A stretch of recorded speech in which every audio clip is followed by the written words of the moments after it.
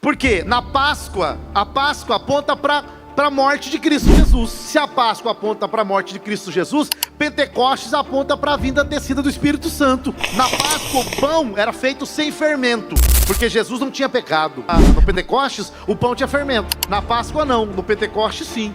Por quê? Porque os que recebem o Espírito Santo eram pessoas que haviam aceitado a Cristo, mas eram pecadores que se converteram. E a partir desse momento nós começamos a usar o termo Pentecostes. Por isso que nós usamos a expressão, eu sou pentecostal. Mateus capítulo 12, verso 28, diz: se eu expulso demônios pelo Espírito de Deus, é a prova de que o reino chegou. Mas Lucas 11, 20 diz: mas se eu expulso os demônios pelo dedo de Deus, certamente a voz é chegar do reino. O dedo de Deus é o Espírito Santo de Deus agindo aqui nessa terra. É o mesmo dedo que escreveu as tábuas da lei. É o mesmo Deus que em Daniel capítulo 5 escreve Mene, Mene, Tekel, Farsim. E só Daniel consegue entender porque ele é cheio do Espírito de Deus. É Ele. Deus não precisa de muita coisa. A gente precisa de uma mão para fazer muita coisa, né? Deus não, só com o dedo Ele já resolve tudo. O maior escritor do Novo Testamento, em termos de extensão, é Lucas e não Paulo. Mas Paulo tem 13 cartas, mas se você juntar Atos, Lucas e Atos, dá mais que as 13 cartas de Paulo, tá? Por quê? Só Lucas, no capítulo 1, tem mais de 60 versículos. Então Lucas, Atos, em termos de extensão, é o maior escrito do Novo Testamento. Em termos de extensão, o maior escritor do Novo Testamento. Lucas é teólogo. Lucas é teólogo. E é um teólogo do Espírito. Porque se você conhece a Bíblia, você não precisa ser feminista. Você pode ser cristã. Porque o que é bom está na Bíblia. Você quer alguém mais para lutar por direito das mulheres do que Jesus? O que vocês estão recebendo aqui dentro é para vocês evidenciar lá fora, na escola, na faculdade, no trabalho, aonde vocês forem. É cheio do Espírito Santo com sinais, mas cheio do Espírito Santo com vida de santidade.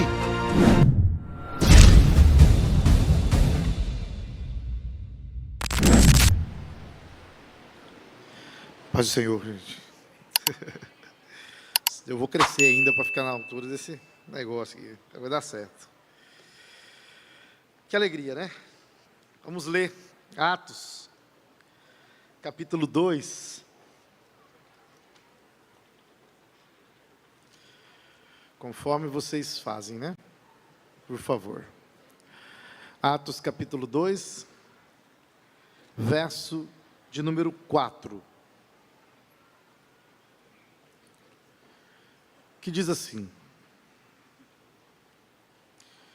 e todos foram cheios do Espírito Santo e começaram a falar em outras línguas, conforme o Espírito Santo lhes concedia que falassem. Tá ok, pode se sentar por gentileza. Então, vamos conversar um pouquinho sobre os fundamentos do pentecostalismo. Nós ouvimos essa palavra com frequência, mas às vezes a gente não entende, né? Da onde que surgiu esse termo? Por que esse termo pentecostal, Pentecostes? Por causa de Atos 2, que você acabou de ler aí. Em Atos, no capítulo 2, estava acontecendo uma festa em Jerusalém. Estava acontecendo uma festa em Jerusalém. Essa festa é a festa de Pentecostes. Daí surge o nome, certo? Era uma festa que acontecia no período da colheita, comemorando a grande colheita. Então a gente tem algumas festas que são mais conhecidas, né? A festa da Páscoa, que a gente ouve falar, né? Festa da Páscoa. Na festa da Páscoa, também estava junto a festa dos pães asmos. Então eles comemoravam a Páscoa e a festa dos pães asmos. Inclusive é na festa da Páscoa que Jesus foi crucificado, na sexta-feira, né? A gente usa a expressão a paixão de Cristo, né? Sabe por que paixão de Cristo? Às vezes alguém fala, né? É paixão porque amor é uma coisa duradoura, paixão passa rápido, então não tem nada a ver com isso, tá? Na verdade a palavra paixão em grego é patos. Para os gregos, paixão era uma espécie de doença, uma patologia, da onde vem a palavra patologia. Quando traduziram para o latim, paixão foi para passio, passione, né? Você usa a palavra quando você está apaixonado, né? Passione. Daí que veio a ideia do crime passional também. Então, em latim, Paixão significa literalmente sofrimento. Por isso que é a paixão de Cristo, que seria o quê? Aí, o sofrimento de Cristo. Então a paixão de Cristo é sofrimento de Cristo, ok? Então não tem nada a ver com o que a gente pensa por paixão geralmente, tá ok? E aí na festa da Páscoa, tinha também a festa dos pães asmos. No último dia da festa dos pães asmos, o que o sumo sacerdote fazia? Ele pegava um feixe da colheita, um colheita de trigo ali e tudo mais. Quando você estiver lendo a Bíblia, e estiver aparecendo lá espiga, Faraó teve um sonho e viu 7 espigas gordas e 7 espigas magras, e aquela coisa toda. Não pense em espiga de milho, tá? Porque na dieta judaica, principalmente, o milho não fazia parte, tá bom? Então quando a Bíblia fala de espiga, não é milho, tá bom? É espiga do trigo, da cevada, tá? Não tem nada a ver com milho.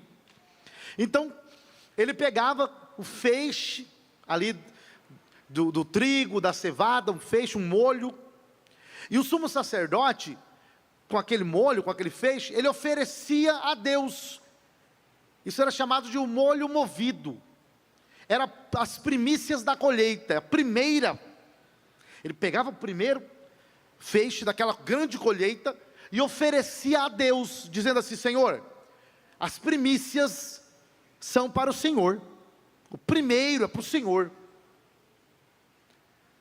E aí, a partir desse dia, contava-se mais 49, certo? Ou seja, 7 semanas, rapidinho, 7 vezes 7, 49, alguém falou 50, hein? 49 mais 1, vocês estão bons de matemática, hein? Essa última foi a mais difícil, né? Então 49 mais 1, 50, certo? Então a expressão 50 é a tradução do termo Pentecostes. Nesse contexto então, Pentecostes era a festa dos 50 dias, que era a festa da colheita. Você pegava as primícias, oferecia a Deus, a partir desse dia contava mais 49 dias, eles faziam a colheita toda, e aí fazia a festa do Pentecostes, a festa de 50 dias, para agradecer a Deus pela... Ótimo, isso aí, não precisa falar com raiva também não, né? Vamos lá, ver se vocês estão atentos mesmo. Daí que surge o nome Pentecostes, festa do Pentecostes, é a festa da colheita, a festa de 50 dias. Foi nessa festa, em que o povo estava se alegrando, todo mundo lá em Jerusalém, a cidade estava cheia. Foi nessa festa, que tinha um grupo, que não estava tão feliz. Eles viram que Jesus ressuscitaram, ok, mas Jesus tinha ido aos céus. Jesus foi assunto aos céus, não estava mais entre eles. Então eles estavam um pouco tristes, por quê? Porque Jesus não estava mais com eles. Só que eles estavam orando dentro do cenáculo. Aproximadamente 120 estavam orando, porque Jesus havia feito uma promessa, dizendo: ficai, pois, em Jerusalém, até que do alto sejais revestidos de poder. Então eles estavam lá orando. E aí, veja só, depois de 10 dias que Jesus foi assunto aos céus, depois de 10 dias aproximadamente ali da sua morte, ressurreição e tudo mais, o Espírito Santo desce, em Atos 2, na festa de Pentecostes. O Espírito Santo desceu, a gente conhece o texto, né? Veio do céu um som como que de um vento veemente, impetuoso, e encheu a casa toda. Quem enche a casa toda é o som, né? Não é o vento, porque não tem vento, tem um som como que de um vento, certo? Enche a casa toda, e aí eles começam a falar em outras línguas. E aí o que acontece? Eles saem do cenáculo e vão para as ruas. E aí Pedro, com autoridade, prega o primeiro sermão, cheio do poder. E aí as almas se convertem. A partir desse momento, começou a se usar o termo Pentecostes para se referir àquilo que aconteceu em Atos 2, porque aconteceu na festa de Pentecostes, a festa da colheita. aonde Deus já faz uma colheita de 3.000. Por quê? Na Páscoa, a Páscoa aponta para a morte de Cristo Jesus. Se a Páscoa aponta para a morte de Cristo Jesus, Pentecostes aponta para a vinda descida do Espírito Santo. Na Páscoa, o pão era feito sem fermento, porque Jesus não tinha pecado. No Pentecostes, o pão tinha fermento. Na Páscoa, não. No Pentecostes, sim. Por quê? Porque os que recebem o Espírito Santo eram pessoas que haviam aceitado a Cristo, mas eram pecadores que se converteram. E a partir desse momento, nós começamos a usar o termo Pentecostes. Por isso que nós usamos a expressão, eu sou pentecostal. Então, quando você diz que você é pentecostal, o que você está querendo dizer é que aquilo que aconteceu em Atos 2 continua acontecendo ainda hoje. Por isso que nós, da Assembleia de Deus, somos pentecostais. Por quê? Porque nós acreditamos que aquilo que aconteceu em Atos 2 não era só para os apóstolos, não era só para aquela geração. Existem algumas vertentes teológicas, uns são chamados de cessacionistas. Os cessacionistas acreditam que os dons espirituais cessaram. Eles acreditam que aquilo que aconteceu ali, que nós ouvimos a pregação hoje, Pedro diz ao homem que estava na porta de Formosa, levanta e anda. Não, isso era só para o tempo dos apóstolos, não tem mais hoje, isso ficou lá.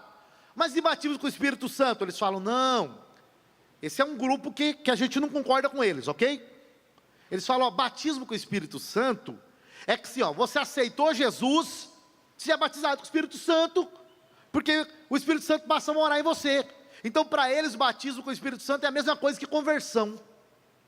Nós não acreditamos nisso, tá? Nós pregamos o pentecostalismo clássico, que é o que nós acreditamos. A Assembleia de Deus defende o pentecostalismo clássico, certo?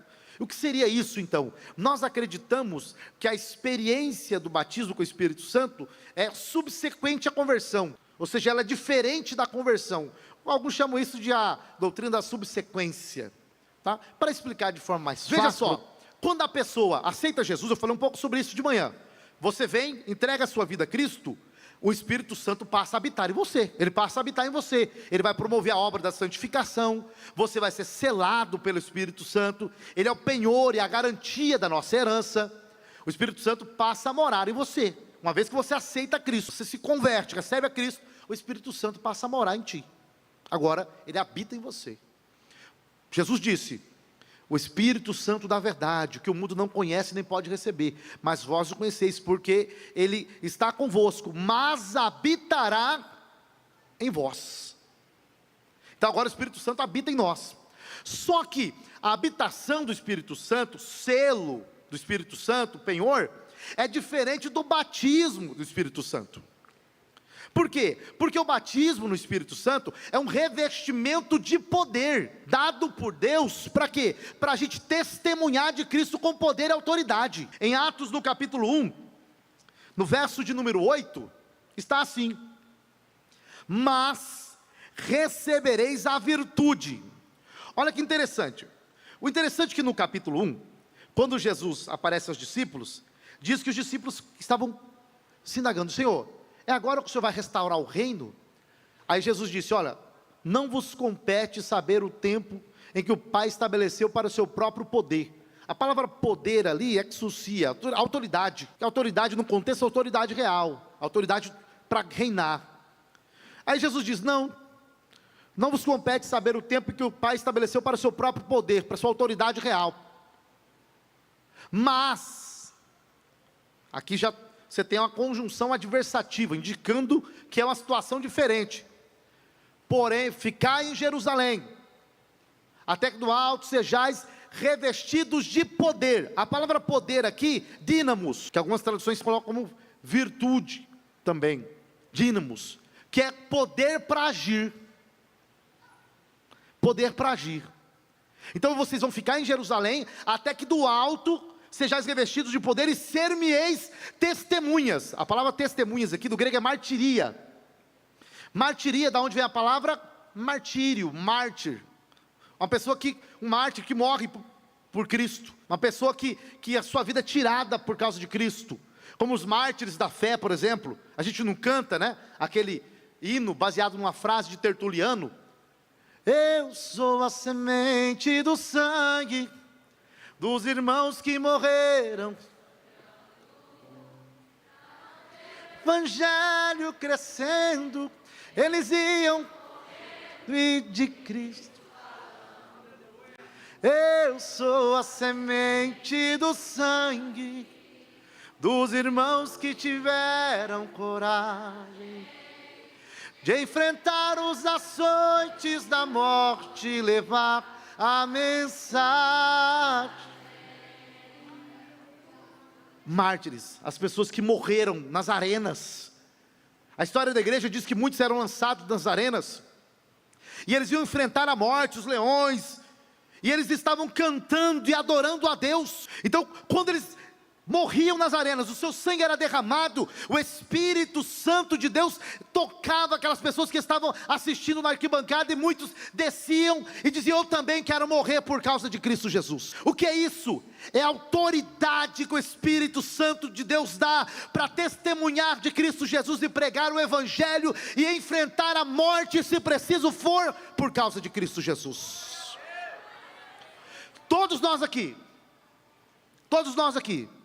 temos que estar dispostos a morrer por Cristo, porque Ele já morreu por nós na cruz do Calvário. Porque nós sabemos que a morte para o cristão é apenas uma porta de passagem para a eternidade e estar com Cristo Jesus. A morte foi vencida.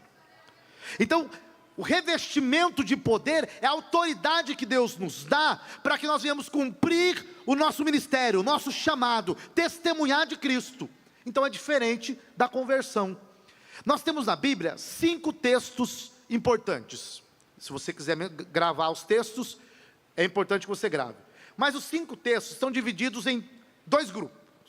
Primeiro grupo, os textos que mostram claramente que o falar em línguas é a evidência inicial do batismo com o Espírito Santo. Primeiro grupo, então, o grupo dos textos que mostram claramente que o falar em línguas é a evidência inicial do batismo no Espírito Santo. Primeiro texto, Atos capítulo 2, versículo 4. Embora haja toda uma discussão sobre Atos 2, mas isso fica para depois, se precisar. Ok? Então, Atos capítulo 2, versículo 4, o Espírito Santo desceu, falaram em outras línguas. Atos capítulo 10, versículo 46. Estavam na casa de Cornélio, o Espírito Santo desce, e aí diz o texto: porque os ouviram falar em línguas e magnificar a Deus. Na verdade, Atos 10 diz que o Espírito Santo caiu sobre eles. É uma expressão interessante, né? O Espírito Santo caiu, uma coisa repentina. Atos 10, 46. Foram cheios do Espírito Santo e falaram em línguas. Atos 2, 4. Foram cheios do Espírito Santo e falaram. Atos capítulo 19, verso 6. Você tem ali, na verdade não é bem o verso 6, é o capítulo 19, né? Você tem aqui 12 homens que se encontram com Paulo. E eles não haviam sido batizados com o Espírito Santo ainda. Paulo chega, profetiza, Paulo chega, põe a mão sobre eles, são cheios do Espírito Santo e começaram a falar em línguas. 3 textos. Quais são os 3 textos? O primeiro texto. Segundo. Terceiro. Então Atos 19 mostra claramente ali que eles também falaram em línguas. Foram cheios do Espírito Santo e falaram em línguas. O verso, não é bem o verso 6, eu citei o verso 6, mas acho que não é bem o verso 6, tá? Mas depois vocês dão uma lida no contexto aí que vocês vão ver. Desculpa, eu acho que é o 6 mesmo, né? Eu que estava no capítulo errado aqui, tá? Estava no 16, né? Aí não dá, né? Verso 6. E impondo-lhe Paulo as mãos, veio sobre eles o Espírito Santo e falaram em línguas e profetizaram. Pronto, verso 6. Qual é o ponto aqui? Claramente, nesses 3 textos, o batismo no Espírito Santo está ligado a falar em línguas. Então são 3 textos. Segundo grupo de textos, é o grupo em que o falar em línguas não está claro no texto, mas nós podemos inferir pelo contexto. Eu disse que são 5 textos, não é verdade? Então o primeiro grupo, esses 3 textos, Atos 2,4, Atos 10, 46, Atos 19, 6, receberam o Espírito Santo e falaram em línguas. O outro conjunto de textos, outros 2 textos, eles recebem o Espírito Santo, não diz que falar em línguas, mas dá para entender que sim. Vamos lá, o primeiro texto é Atos capítulo 8, missão em Samaria. Pedro e João chegam lá, e eles vão orar. O povo já havia aceitado a Jesus numa pregação de Filipe. Chega Pedro e João, eles vão orar, posição de mãos, e aí diz que o povo recebeu o Espírito Santo. Não diz que falaram em línguas, mas diz que receberam o Espírito Santo. Só que alguma coisa aconteceu. Por quê? Porque Simão olhou, quando Pedro e João colocavam a mão sobre as pessoas, Simão viu que acontecia alguma coisa. E aí Simão falou: rapaz, esse negócio é interessante. Aí ele chegou e chamou Pedro e disse: escuta, quantos que você quer, quanto você cobra para me ensinar a fazer isso aí? Quanto você cobra para me ensinar? Agora eu te pergunto, vamos lá, vamos usar a lógica aqui, né? Imagina que eu vou orar para alguém, coloco a mão na cabeça da pessoa, ela recebe o Espírito Santo e fica assim. Aí Simão olha e fala: gostei disso, eu quero isso aí. Eu quero essa coisa sem graça aí, esse negócio é bom, eu pago por isso.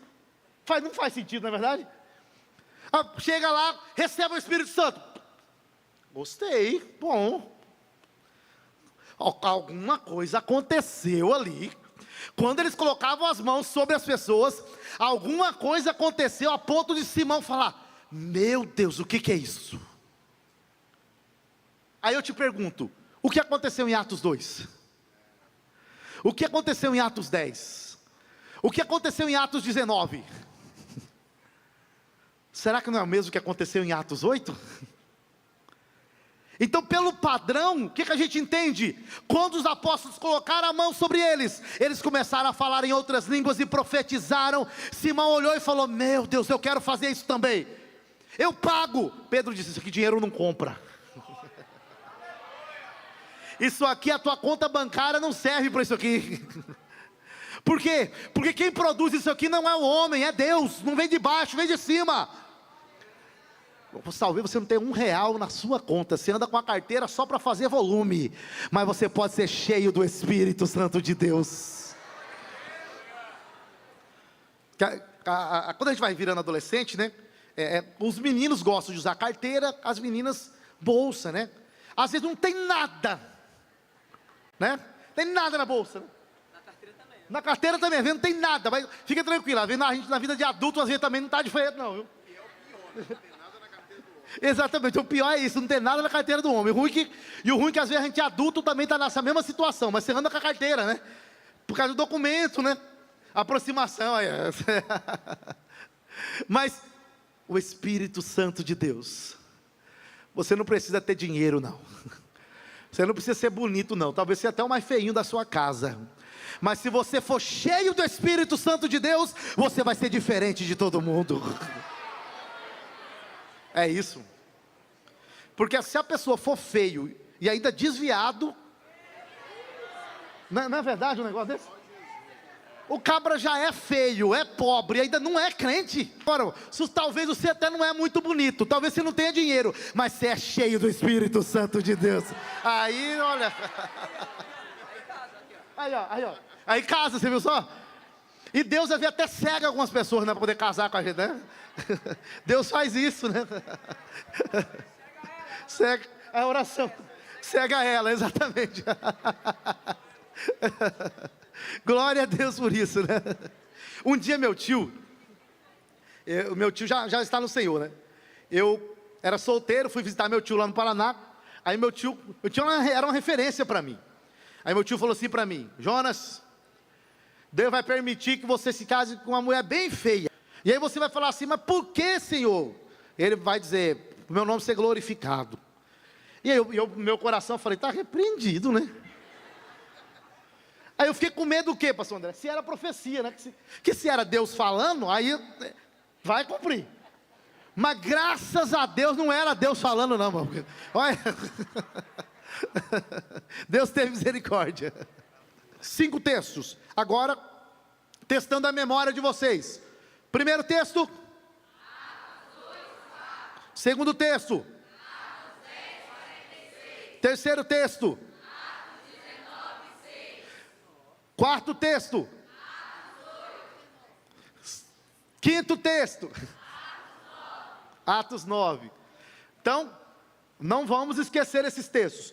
Por isso que nós defendemos o que a Bíblia mostra, que a evidência do batismo com o Espírito Santo é o quê? Falar em línguas. Porque eles falaram. Só que Atos capítulo 2, verso 28, mostra que isso aqui não era só para os apóstolos. Capítulo 2, verso 38 e 39. Olha só. Diz assim: disse-lhes Pedro: arrependei-vos e cada um de vós seja batizado em nome de Jesus Cristo para perdão dos pecados, e recebereis o dom do Espírito Santo, porque a promessa vos diz respeito a vós, a vossos filhos. Aí o texto continua: a todos os que estão longe. Os islâmicos, todo ano eles creem que eles têm que fazer uma peregrinação para Meca para visitar a Caaba, porque é um lugar sagrado. A gente vai a Jerusalém por curiosidade, não é verdade? Para conhecer a cidade que Jesus andou. Mas ninguém aqui precisa ir a Jerusalém para ser cheio do Espírito. Porque se Jesus falasse bem assim, ó: ficai em Jerusalém, até que do alto sejais revestidos de poder, e aí depois vocês pregam para Jerusalém, para todo mundo ser cheio. Aí a gente estava enrolado. Aí depois, ele diz: e ser-me-eis testemunha em Jerusalém, Judeia, Samaria, e até os confins da terra. A promessa é para todos os que estão longe, e a tantos quantos Deus nosso Senhor, a todos quantos o Senhor, se você foi chamado, essa promessa é para você. E é por isso que aí você, como a gente teve um culto hoje de manhã, você chora, fala em línguas, é cheio do Espírito. E olha que interessante, meu tempo já está encerrando, mas o Espírito Santo, ele é o executivo da Trindade. Quando você olha para Mateus capítulo 12, verso 28, o texto diz assim, Jesus falando, Mateus 12, 28, se eu expulso demônios pelo Espírito de Deus, consequentemente é chegado a vós o reino de Deus. Mateus 12, 28.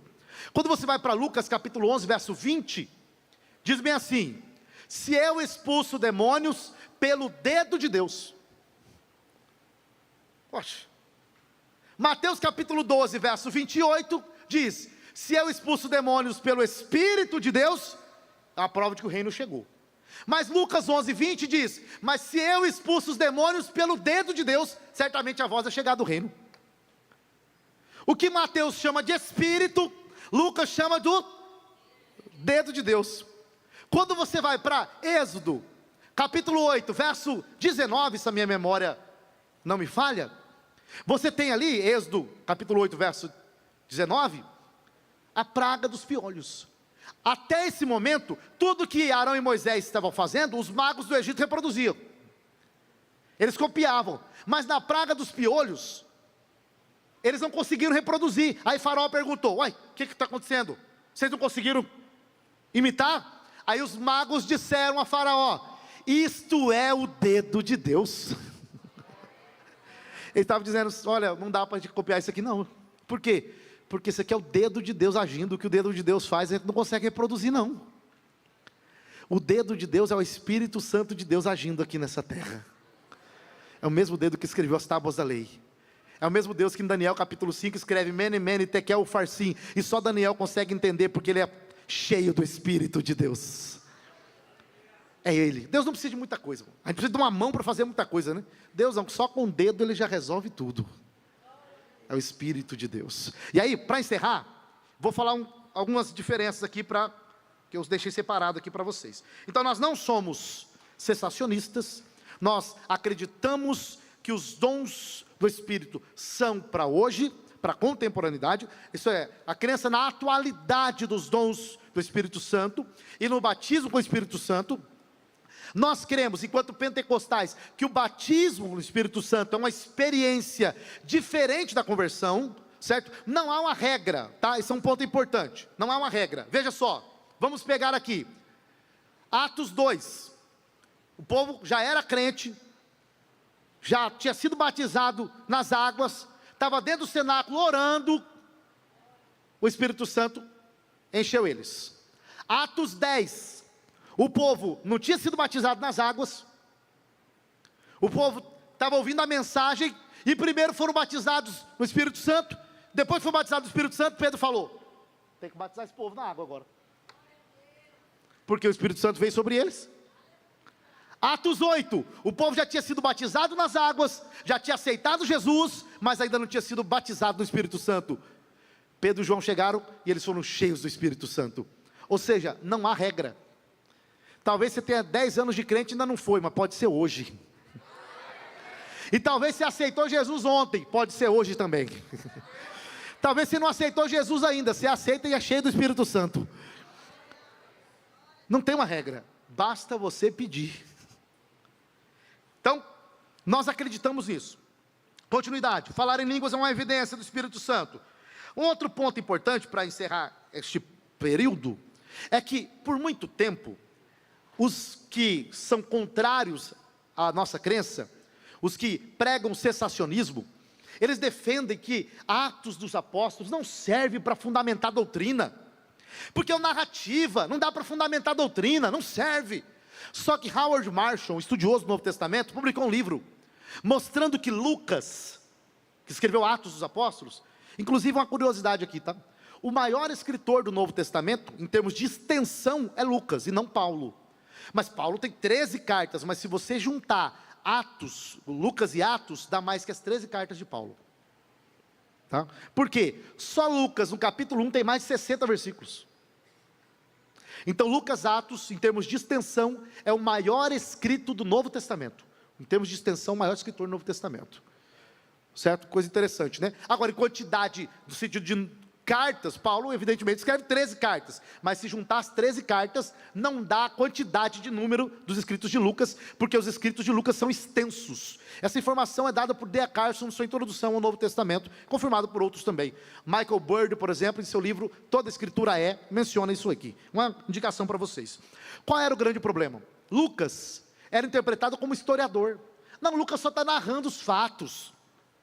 Lucas não está preocupado em fazer teologia. Só que os estudiosos, vou citar alguns nomes, depois vocês podem pesquisar. Roger Stronstad, ele mostrou, junto com Howard Marshall, que Lucas não é apenas um historiador, Lucas é teólogo. Lucas é teólogo. E é o teólogo do Espírito. Por que que Lucas, no capítulo 10 do seu evangelho, é o único que menciona os 70? Lembra que eu falei sobre de manhã? Uma referência a números 11, como nós já vimos aqui. Mostrando que Jesus é aquele que batiza com o Espírito Santo. Por que que Lucas, por exemplo, no capítulo 4, a partir do verso 18, é o único que menciona Jesus chegando em Nazaré e citando Isaías 61. Jesus chega em Nazaré e lê Isaías 61, o Espírito do Senhor é sobre mim, pelo que me ungiu. Atos capítulo 10, verso 38, Pedro diz, Deus ungiu a Jesus de Nazaré. Lucas, inclusive, ele diz que Jesus, pela virtude do Espírito, ele operava. Lucas diz Jesus cheio do Espírito. Lucas diz que quem levou Jesus para o deserto foi o Espírito, mas quem tirou Jesus de lá também foi o Espírito. Então ele leva, ele tira, né? Então, às vezes você foi levado pelo Espírito ao deserto, suporta o processo aí, na hora certa ele tira você de lá. Então Lucas não é apenas um historiador, ele é um teólogo. Aqui tem teologia. E aí vem um ponto essencial: ser cheio do Espírito Santo em Lucas é diferente de ser cheio do Espírito Santo em Paulo. Efésios capítulo 5, verso 16 em diante, até o 18 ali, nós temos um texto que a gente sempre usa, né? Seja cheio do Espírito Santo, enchei-vos do Espírito. Perceba que, para Paulo, ser cheio do Espírito Santo está ligado à vida de santidade e transformação, caráter. Enquanto que para Lucas, a ênfase em ser cheio do Espírito Santo é a capacitação sobrenatural para cumprir a missão. Quando você olha em Lucas, todo mundo que é cheio do Espírito Santo está profetizando, falando em línguas para cumprir um propósito, testemunhar a respeito de algo. Então, existe esse propósito. Em Lucas e Atos, ser cheio do Espírito Santo está fortemente ligado à capacitação para testemunhar e cumprir a missão. Em Paulo, ser cheio do Espírito Santo é essencial para uma vida de santidade. Se você lê Efésios, você percebe isso claramente. Enquanto que Lucas, ser cheio do Espírito Santo, está ligado a eventos visíveis, como profecia, línguas. Em Paulo, ser cheio do Espírito Santo é um processo contínuo. Quando você pega, por exemplo, Efésios, ele mostra que uma pessoa cheia do Espírito Santo, a mulher se sujeita ao seu marido, mas o marido ama a esposa como Cristo amou a igreja. Os pais não causam ira aos filhos, mas os filhos obedecem os pais. Eles vivem a vida de cânticos, salmos, louvor. Eles são imitadores de Deus. Isso é caráter, é conduta, é vida em santidade. Enquanto que em Lucas, a ênfase é outra. Em Lucas, o Espírito Santo, então, quando nos enche, ele nos impulsiona a testemunhar com poder e autoridade. Em Paulo, ser cheio do Espírito Santo está ligado a uma vida ética, a conduta, caráter, santidade. Essa diferença foi enfatizada por Roger Stronstadt, e ele mostrou que Paulo e Lucas têm interesses diferentes. Ou seja, Paulo está preocupado com uma igreja que já foi cheia do Espírito Santo, que já está testemunhando de Cristo, mas que agora tem que saber como viver no mundo. Enquanto que Lucas está mostrando como que a igreja cresce, por que a igreja cresce, e como que nós devemos fazer a obra do Senhor, pela autoridade do Espírito Santo de Deus, porque foi assim também que Jesus fez. Então Lucas mostra que em Atos, Jesus é um modelo no Evangelho. Jesus operou pelo poder do Espírito Santo. Ele está dizendo, assim também deve ser a igreja, operar e trabalhar pelo poder e na dependência do Espírito Santo de Deus. A gente não está pegando uma parte e ignorando outra. Esse equilíbrio que o pastor colocou é o que nós acreditamos. Nós acreditamos nos sinais, como Lucas coloca, no ser cheio do Espírito Santo que transborda com línguas, com profecia, e Paulo diz, não impeça, isso é importante. Só que a gente também prega e ensina o ser cheio do Espírito Santo, como Paulo diz, que afeta a nossa vida social, não é só aqui dentro. Percebe? O filho ser obediente ao pai, a esposa que submete ao marido. A onda do feminismo, eu acho que aqui não chegou, né? A onda do feminismo tem influenciado jovens que não conhecem Bíblia. Porque se você conhece a Bíblia, você não precisa ser feminista, você pode ser cristã. Porque o que é bom está na Bíblia. Você quer alguém mais para lutar por direito das mulheres do que Jesus? Um homem que conversou com uma mulher em João capítulo 4, uma mulher com problemas de relacionamento, os discípulos ficaram olhando de longe, julgando. O negócio não está legal. Jesus sabia, falou, vai comprar comida, porque vocês só estão atrapalhando. O que Jesus faz? Perdoa ela, dá salvação. João capítulo 8, os líderes, vamos apedrejar essa adúltera pecadora. O que Jesus faz? Vai, não peques mais. Percebe? A gente não precisa de Simone de Beauvoir.